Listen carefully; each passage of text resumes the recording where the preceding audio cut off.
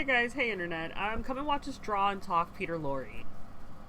So, welcome back to day 25 of 30 days of drawing dead people, aka turning celebrities and historical figures into zombies. Anyway, if you've enjoyed this series so far, thank you so much for joining in on the shenanigans, and enjoy tonight's doodle.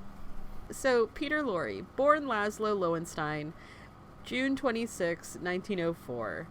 Was a Hungarian-American character actor of Jewish descent. Lorre began his stage career in Vienna before moving to Germany, where he worked first on the stage, then in film in Berlin in the late 1920s and early 1930s.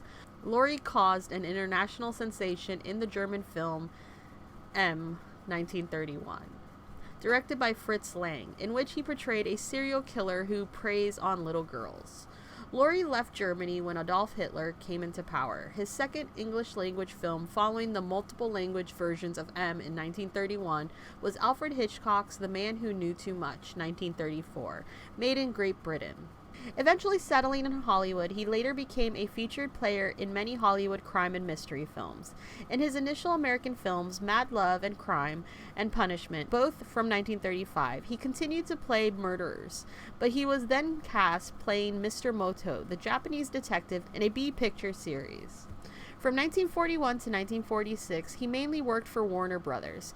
His first film at Warner's was The Maltese Falcon in 1941. The first of many films in which he appeared alongside actors Humphrey Bogart and Sidney Greenstreet. This was followed by Casablanca in 1942, the second of 9 films in which Lorre and Greenstreet appeared together. Lorre's other films include Frank Capra's Arsenic and Old Lace, 1944, and Disney's 20,000 Leagues Under the Sea, 1954. Frequently typecast as a sinister foreigner, his later career was erratic. Lorre was the first actor to play a James Bond villain as Le Chauffeur in the TV version of Casino Royale, 1954. Some of his last roles were in horror films directed by Roger Corman. Lorre had suffered for years from chronic gallbladder issues, from which doctors had prescribed morphine. Lorre had become trapped between the constant pain and the addiction to morphine to ease the problem. That it was during the period of the Mr. Moto films that Lorre struggled with and overcame his addiction.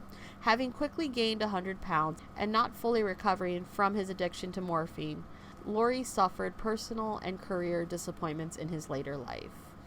He died in Los Angeles on March 23, 1964, from a stroke. His body was cremated and his ashes were interred at the Hollywood Forever Cemetery in Hollywood. Vincent Price read the eulogy at his funeral. Anyway, that's just a little bit about Peter Lorre. If you enjoyed this video, definitely hit the like button down below and subscribe to find out who we end up drawing next and turning into a zombie. Anyway, that's pretty much it.